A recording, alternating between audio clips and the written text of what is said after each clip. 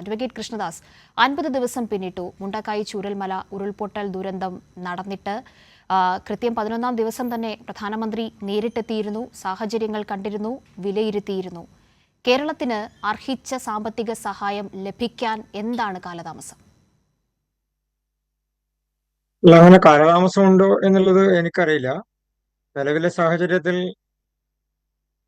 വയനാട്ടിലെ ദുരന്തമുണ്ടായ ദിവസം മുതൽ കേന്ദ്രമന്ത്രിയും ബഹുമാനപ്പെട്ട പ്രധാനമന്ത്രിയുടെ നിർദ്ദേശപ്രകാരവും കേന്ദ്ര സേനയടക്കമുള്ള സംവിധാനങ്ങളും അതോടൊപ്പം തന്നെ കേന്ദ്ര ഗവൺമെന്റിന്റെ എല്ലാ മിഷനറിയും ഒരു ദുരന്തമുഖത്ത് എന്തൊക്കെ വിഷയങ്ങളാണോ അടിയന്തരമായി പരിഹരിക്കപ്പെടേണ്ടത്, ശ്രദ്ധിക്കപ്പെടേണ്ടത്, അതിനെല്ലാം ശ്രദ്ധ ചെലുത്തേണ്ടത്, ആ തരത്തിൽ എല്ലാ മേഖലയിലും കേന്ദ്ര ഗവൺമെന്റിന്റെ നേരിട്ട് ഇടപെടൽ ഉണ്ടാകേണ്ട, തീരുമാനങ്ങൾ ഉണ്ടാകേണ്ട എല്ലാ കാര്യങ്ങളിലും കൃത്യമായ സമയത്ത് തന്നെ അതാത് സമയങ്ങളിൽ സംസ്ഥാന ഗവൺമെന്റിന്റെ ചർച്ചയുടെ അടിസ്ഥാനത്തിലോ ഇനി അതല്ല ആവശ്യപ്രകാരമോ കേന്ദ്ര ഗവൺമെന്റ് നേരിട്ടോ ഒരു ദുരന്തമുണ്ടാകുന്ന സമയത്ത് എന്തൊക്കെയാണ് ഇടപെടൽ നടത്തേണ്ടത്, ഇവിടെയെല്ലാം യഥാസമയം ഇടപെടൽ ഉണ്ടായി.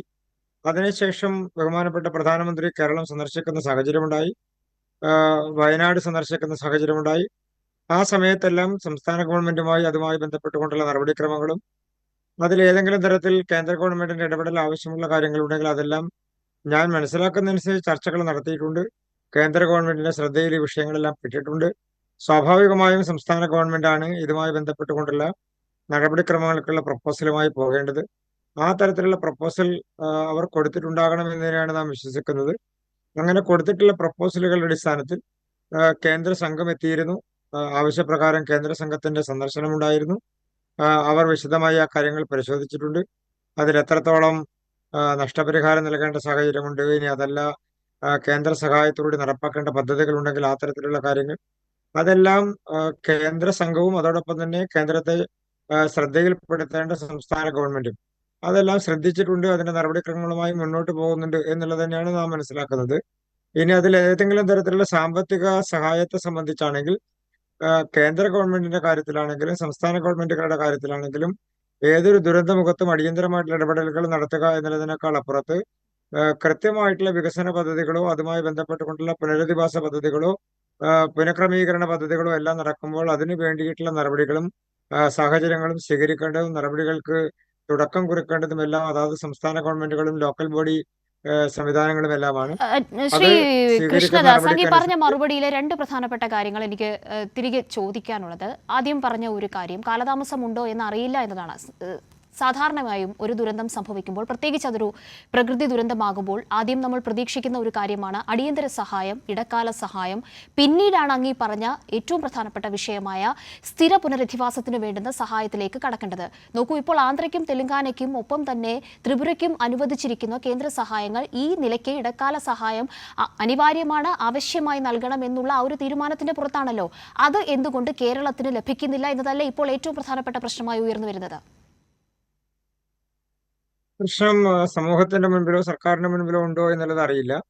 അതിന്റെ ഞാൻ എൻ്റെ ഒരു അറിവനുസരിച്ച് പറയുന്നത്, സംസ്ഥാന ഗവൺമെന്റ് അതിനുശേഷം കേന്ദ്ര ഗവൺമെന്റിനെ അതിന്റെ നടപടിക്രമങ്ങൾക്കനുസരിച്ച് സമീപിക്കുകയും അതിന്റെ ആവശ്യങ്ങൾ ഉന്നയിക്കുകയും ചെയ്തിട്ടുണ്ടെങ്കിൽ തീർച്ചയായും അത് പരിഗണിക്കപ്പെടും, അത് പരിഹരിക്കപ്പെടും എന്നുള്ളത് തന്നെയാണ് നമ്മുടെ പ്രതീക്ഷ. അപ്പോഴും 51 ദിവസം എന്ന് പറയുമ്പോൾ 2 മാസം പിന്നിടുന്ന ഒരു ഘട്ടം, ഒരു ചെറിയ ദുരന്തമല്ല സംഭവിച്ചിരിക്കുന്നത്. എത്രത്തോളം ആൾക്കാരുടെ ജീവൻ നഷ്ടമായിട്ടുണ്ട്, എത്രത്തോളം സ്ഥലങ്ങൾ ഒന്നാകെ ഇല്ലാതായിട്ടുണ്ട് എന്നത് നമുക്കറിയാം.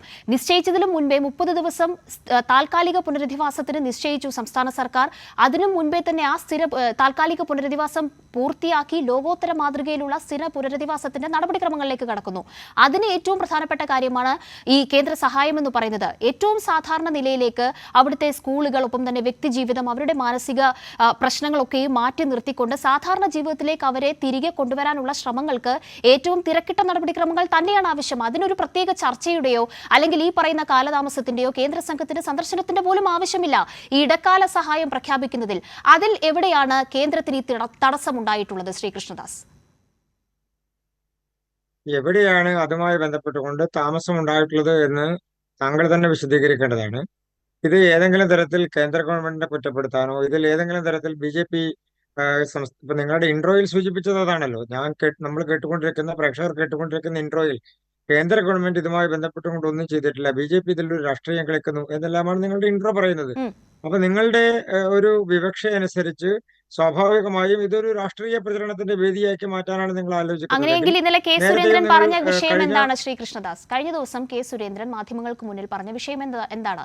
കേരളത്തിന് പക്കൽ ഇപ്പോൾ ആവശ്യത്തിന് പണമുണ്ട് എന്ന പ്രധാനപ്പെട്ട ഒരു സ്റ്റേറ്റ്മെന്റ് അദ്ദേഹത്തിന്റെ ഭാഗത്തു നിന്ന് വന്നു.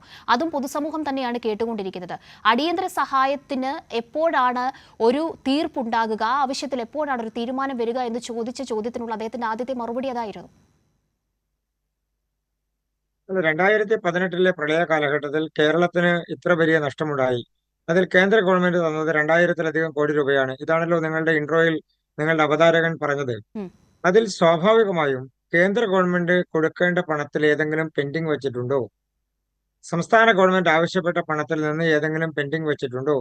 അനർഹമായിട്ടുള്ളത് നേടാൻ വേണ്ടി ഏതെങ്കിലും തരത്തിലുള്ള കണക്കുകൾ ഉണ്ടാക്കിയാൽ അത് ലഭിക്കുന്നതാണോ? ഇത് പരിശോധിക്കണ്ടേ? ഇപ്പൊ കഴിഞ്ഞ ദിവസം സംസ്ഥാന ഗവൺമെന്റ് ആവശ്യപ്പെട്ടു അല്ലെങ്കിൽ ചെലവാക്കി, പിന്നീട് അത് മുഖ്യമന്ത്രി തിരുത്തി ഞങ്ങൾ എസ്റ്റിമേറ്റ് കൊടുത്തതാണ്, അതല്ലാതെ ഞങ്ങൾ ചെലവാക്കിയതല്ല, അത് ആന്റിസിപ്പേറ്റഡ് എമൗണ്ട് കൂടിയുള്ളതാണ്. ആയിക്കോട്ടെ, അങ്ങനെയാണെങ്കിൽ അതുമായി ബന്ധപ്പെട്ടുകൊണ്ടുള്ള കണക്കുകൾ, അതുമായി ബന്ധപ്പെട്ടുകൊണ്ടുള്ള വിവരങ്ങൾ ഇത് ജനങ്ങളോട് പറയണ്ടേ? എത്ര ചെലവാക്കി, എത്ര കിട്ടി, എത്ര കൊടുത്തു, ഇങ്ങനെയുള്ള കാര്യങ്ങൾ ഏതെങ്കിലും പുറത്തൊക്കെ വന്നിട്ടുണ്ടോ? ഈ മുഖ്യമന്ത്രിയുടെ ആന്റിസിപ്പേറ്റഡ് എമൗണ്ടുമായി ദുരിതാശ്വാസ ബന്ധപ്പെട്ട നിധിയിലേക്ക് വ്യക്തത എത്ര നടത്തേണ്ടുന്നത് അത് കേന്ദ്ര സർക്കാരിന് മുന്നിലല്ലേ? അത് കൃത്യമായി ആ കണക്കുകൾ ബോധിപ്പിച്ചിട്ടുണ്ട് എന്നതുകൂടിയല്ലേ മുഖ്യമന്ത്രി കൂട്ടിച്ചേർത്ത് പറഞ്ഞത്? പക്ഷേ യഥാർത്ഥ വസ്തുത മറച്ചു വെച്ചുകൊണ്ട് ആ വിഷയത്തിൽ ഊന്നിക്കൊണ്ട് പ്രചാരണത്തിന്റെ വഴിതിരിച്ചു വിടാൻ അല്ലെങ്കിൽ കൃത്യമായ സാമ്പത്തിക സഹായം തടയാൻ ശ്രമിച്ചത് ആരാണ്? എവിടെയാ തടയാൻ ശ്രമിച്ചിട്ടുള്ളത്? എവിടെയെങ്കിലും തടഞ്ഞിട്ടുണ്ടോ? അല്ല, കേന്ദ്ര സംസ്ഥാനത്തിന്റെ ഗവൺമെന്റ് പക്കൽ എവിടെയെങ്കിലും പണം ആവശ്യത്തിന് തരില്ല. പൈസയുണ്ട് എന്ന് പറഞ്ഞത് ആരാണ് ശ്രീ കൃഷ്ണദാസ് കഴിഞ്ഞ ദിവസം? അത് പറഞ്ഞത് BJP-യുടെ സംസ്ഥാന അധ്യക്ഷൻ കൂടിയാണ്. അതുണ്ടാകുമല്ലോ. അതില്ല എന്ന് പറയേണ്ടത് ആരാണ്? ഞാനോ നിങ്ങളോ അല്ലല്ലോ. സംസ്ഥാന ഗവൺമെന്റ് അല്ലേ, ബഹുമാനപ്പെട്ട മുഖ്യമന്ത്രിയല്ലേ, ധനകാര്യ വകുപ്പ് മന്ത്രിയല്ലേ അത് പറയേണ്ടത്. ഞങ്ങളുടെ കയ്യിൽ പണമില്ല, ഇനി ഒന്നിനും ചെലവാക്കാൻ പണമില്ല, ഇനി ഞങ്ങൾ ഇതിൽ പാപ്പരായിരിക്കുകയാണ് എന്ന് പറയേണ്ടത് ആരാണ്? അങ്ങനെ അല്ലല്ലോ പറഞ്ഞിട്ടുള്ളത്. സംസ്ഥാന ഗവൺമെന്റുമായി ബന്ധപ്പെട്ടുകൊണ്ട് ഞങ്ങൾ പണമെല്ലാം കേന്ദ്രത്തിന് ആവശ്യത്തിൽ കൂടുതൽ കൊടുത്തു. കേന്ദ്ര ഏജൻസികൾ വന്നപ്പോൾ ഞങ്ങൾ പണമെല്ലാം കൊടുത്തു. ബെയിലി പാലത്തിന് ഇത്ര കൊടുത്തു. അവിടുത്തെ ആളുകളുടെ ഭക്ഷണം കഴിക്കാൻ ഞങ്ങൾ ഇത്ര കോടി ചെലവാക്കി. ആളുകളുടെ ശവസംസ്കാരവുമായി ബന്ധപ്പെട്ടുകൊണ്ട് ഇത്ര രൂപ വെച്ച് ഒരാൾക്ക് ചെലവാക്കി. ഈ തരത്തിൽ കണക്കുകൾ പുറത്തുവിട്ടത് ആരാണ്? ഞങ്ങളാണോ പുറത്തുവിട്ടത്? അല്ലല്ലോ.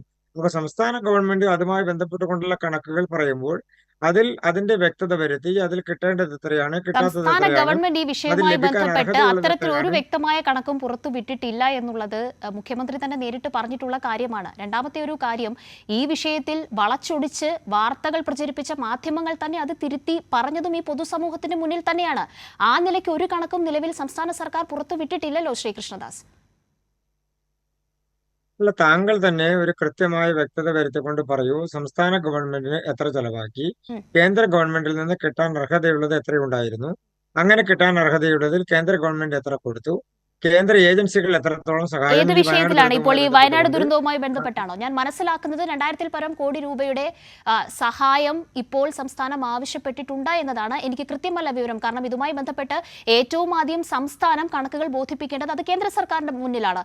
അത് കൃത്യമായി ബോധിപ്പിച്ചിട്ടുണ്ട്, സംസ്ഥാനം ചെയ്യേണ്ടത് എല്ലാം ചെയ്തിട്ടുണ്ട് എന്ന് ഒരു സർക്കാർ ഒന്നടങ്കം ബന്ധപ്പെട്ട വകുപ്പ് മന്ത്രിമാർ അടക്കമുള്ളവർ ഈ ഘട്ടത്തിൽ പറയുന്നുണ്ട് ശ്രീ കൃഷ്ണദാസ്. അങ്ങനെ ഞാൻ മനസ്സിലാക്കിയിട്ടില്ല. പുറത്തു വന്ന കണക്കുകൾ പ്രകാരം 261 കോടി രൂപയുടെ ഒരു ആന്റിസിപ്പേറ്റഡ് എസ്റ്റിമേറ്റ് കൊടുത്തിട്ടുണ്ട് എന്നുള്ളതാണ്. ഉം. 2000 കോടി എന്ന് പറയുന്നത് ബഹുമാനപ്പെട്ട പ്രതിപക്ഷ നേതാവ് അദ്ദേഹത്തിന്റെ ഒരു അതിശയോക്തി പറഞ്ഞതാണ്. അത് 2000 കോടിയാണോ, 3000 കോടിയാണോ, 5000 കോടിയാണോ, എത്രയാണെങ്കിലും കേരളത്തിന്റെ വികസനത്തിന്റെ ഭാഗമായി വരേണ്ടതാണല്ലോ. അത് എത്ര വന്നാലും നമുക്ക് സന്തോഷമല്ലേ? അത് കേന്ദ്ര ഗവൺമെന്റ് കൊണ്ടുവന്നാലും സംസ്ഥാന ഗവൺമെന്റ് കൊണ്ടുവന്നാലും ത്രിതല പഞ്ചായത്ത് സംവിധാനങ്ങൾ നടപ്പാക്കിയാലും അത് സാധാരണക്കാരായിട്ടുള്ള ജനങ്ങൾക്ക് അവരുടെ അവകാശത്തിന്റെ ഭാഗമായോ അല്ലെങ്കിൽ അവരുടെ പുനരുജ്ജീവനത്തിന്റെ ഭാഗമായോ കിട്ടേണ്ടതല്ലേ? അതിലാരെങ്കിലും എതിര് നിൽക്കുന്നുണ്ടോ? ശരി, എതിരാരും നിൽക്കാൻ പോകുന്നില്ലല്ലോ. ശരി. ഞാൻ പറഞ്ഞത് തിരിച്ചാണ്. ഉം. അതായത് കേന്ദ്ര ഗവൺമെന്റ് അടിയന്തരമായി ഇടപെടേണ്ട മേഖലകളിൽ എവിടെയെങ്കിലും ഇടപെടാതിരുന്നോ? ഉം. അടിയന്തരമായി പരിഹരിക്കപ്പെടേണ്ട സാഹചര്യങ്ങളിൽ അതിലെവിടെയെങ്കിലും ഈ പുറംതിരിഞ്ഞു ഈ നിൽക്കുന്ന സാഹചര്യം മുണ്ടക്കൈ ഉണ്ടായോ? ചൂരൽമല അങ്ങനെ ഉണ്ടായി. ഉരുൾപൊട്ടൽ ദുരന്തത്തിൽ അടിയന്തര ഇടപെടൽ ഏത് വിഷയത്തിലാണ് കേന്ദ്ര സർക്കാരിന്റെ ഭാഗത്തു നിന്ന് ഉണ്ടായിരിക്കുന്നത് ശ്രീ കൃഷ്ണദാസ്? ഏത് വിഷയത്തിലാണ് ഉണ്ടാക്കാത്തത്? എത്രാമത്തെ ദിവസമാണ് മുഖ്യമന്ത്രി അവിടെ പോയത്? എത്രാമത്തെ ദിവസമാണ് പ്രധാനമന്ത്രി അവിടെ എത്തിയത്? ഉം. അപ്പൊ നമ്മൾ ഓരോന്ന് ആലോചിക്കണ്ടേ? അവിടെ അവിടെ സംസ്ഥാനത്തിന്റെ മന്ത്രിമാർ എത്ര ദിവസം കഴിഞ്ഞപ്പോഴാണ് സംസ്ഥാനത്തിന്റെ മന്ത്രിമാർ അവിടെ എത്തുന്ന സാഹചര്യം ഉണ്ടായത്? എത്ര സമയം കഴിഞ്ഞു? ആ സമയത്ത് ഏത് കേന്ദ്രമന്ത്രിമാർ അവിടെ സമയത്താണ് എത്തിയിട്ടുണ്ടോ? 5 അംഗ കേന്ദ്രത്തിന്റെ മന്ത്രിമാരുടെ അന്വേഷണ സംഘം ഈ വാർത്ത പുറത്തു വന്നതിന് തൊട്ടു പിന്നാലെ 5 അംഗ മന്ത്രിമാരുടെ സംഘം അവിടെ അന്നു മുതൽ നേരിട്ടെത്തി അവിടെ ക്യാമ്പ് ചെയ്താണ് പ്രവർത്തനങ്ങൾ ഏകോപിപ്പിച്ചത്. പിന്നെ പ്രധാനമന്ത്രി വന്നതുകൊണ്ട് കേരളത്തിന് എന്ത് നേട്ടമുണ്ടായി എന്നതല്ല ഇപ്പോൾ കേരളം ഒന്നിച്ചാവർത്തിച്ച് ചോദിച്ചുകൊണ്ടിരിക്കുന്നത് ശ്രീ കൃഷ്ണദാസ്. മുഖ്യമന്ത്രി പോയതിനു ശേഷം എന്തെങ്കിലും നേട്ടം വയനാട്ടുകാർക്കുണ്ടായോ? നമുക്ക് ഉണ്ടായില്ലേ ആലോചിക്കണ്ടേ? സംസ്ഥാനം ഉണ്ടായില്ലേ ഭരിക്കുന്ന മുഖ്യമന്ത്രി അടിയന്തരമായി അവിടെ സന്ദർശനം താൽക്കാലിക നടത്തിയല്ലോ. പുനരധിവാസം അതെ, പൂർത്തിയാക്കിയില്ലേ? സ്ഥിര പുനരധിവാസത്തിന്റെ ഇപ്പോൾ നടക്കേണ്ടുന്ന പ്രവർത്തനങ്ങളിലേക്ക് കടന്നില്ലേ? അടിയന്തരമായി പ്രതിദിനം ഇത്ര രൂപ വെച്ച് ഓരോ കുടുംബത്തിനും നൽകുന്നില്ലേ? നിലവിൽ ലഭിക്കേണ്ടുന്ന രേഖകളെല്ലാം നൽകിയിട്ടില്ലേ? സ്കൂളുകളുടെ പ്രവർത്തനം സാധാരണ നിലയിലായിട്ടില്ലേ? എല്ലാവരുടെയും ജീവിത സാഹചര്യം പഴയതിലും മെച്ചപ്പെട്ട നിലയിലേക്ക് കൊണ്ടുവരാനുള്ള പ്രവർത്തനങ്ങൾ അത് സംസ്ഥാന സർക്കാർ കൃത്യമായി നടത്തുന്നില്ലേ? അതാ ഞാൻ തിരിച്ചു ചോദിച്ചത്. നിങ്ങളൊരു രാഷ്ട്രീയത്തിന്റെ കണ്ണോട് കൂടിയിട്ടാണ് ഇതിനെല്ലാം കാണുന്നതെങ്കിൽ അങ്ങനെ തന്നെ കാണാനേ കഴിയൂ. മറിച്ച് അവിടെ ഒരു ദുരന്തമുണ്ടായ സമയം മുതൽ കേന്ദ്രമന്ത്രിമാരടക്കമുള്ള ആളുകൾ, ബഹുമാനപ്പെട്ട ശ്രീ ജോർജ് കുര്യൻ അടക്കമുള്ള ആളുകൾ അവിടെ ക്യാമ്പ് ചെയ്തുകൊണ്ട് നടപടികൾക്ക് നേതൃത്വം കൊടുത്തില്ലേ? ഇനി അത് പോകട്ടെ, എല്ലാ ശരി. സേനാ വിഭാഗങ്ങളും പോലീസ് സംവിധാനത്തോടൊപ്പം തന്നെ എല്ലാ സേനാ വിഭാഗങ്ങളും കൃത്യമായി അവിടെ അവരുടെ പങ്ക് വഹിക്കുന്നതിന്, അവരുടെ ചുമതലകൾ വഹിക്കുന്നതിന് വേണ്ടി വന്നില്ലേ? സൈന്യമല്ലേ തീർച്ചയായും അവിടെ തീർച്ചയായും പ്രധാനപ്പെട്ട സേനാ നടപടികളെല്ലാം വിഭാഗങ്ങളുടെ ചെയ്തിട്ടുള്ളത്? പ്രവർത്തനത്തെ ഒന്നും നമ്മൾ ഈ ഒരു ഘട്ടത്തിൽ കുറച്ച് കാണുന്നില്ല. ഏറ്റവും പ്രധാനപ്പെട്ട അടിയന്തര രക്ഷാപ്രവർത്തനത്തിൽ പൂർണ്ണമായും സഹകരണം ഉണ്ടായി എന്നത് തന്നെയാണ്.